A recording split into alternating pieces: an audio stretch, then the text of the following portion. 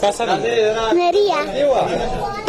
د بلدیو کمار لور چې دغه موجود ده ستا بابا کور ته رالو سب محسوس کې په دې وخت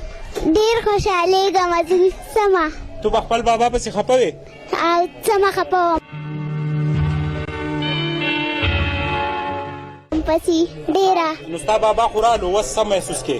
اوس ډېره خوشحاله یم څومره خوشحاله یې سمه ډېره بلدیو کمار خپل کور ته چې دی هغه راورسېدو بلدیو کمار خپلو بچو له خپلې مور له او خپلو خلکو له راورسېدی او دا وخت ستا د علاقې مشران په ګڼ تعداد ولاړ دي څه وایې په دې شکر د الله پاک وباسمه چې دا کم عزت مال الله پاک راکو نو د دې یا به زه قابل یم یا نه وم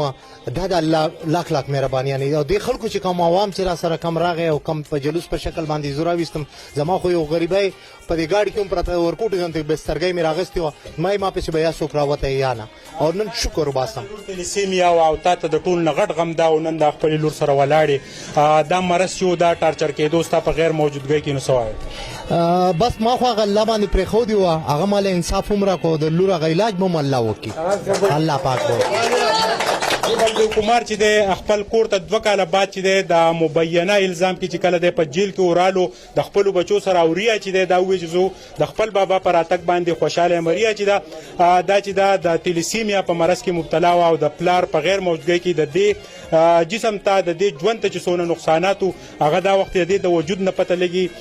د کیمرامین عزت حسین سره سهیل باچا بریکوټ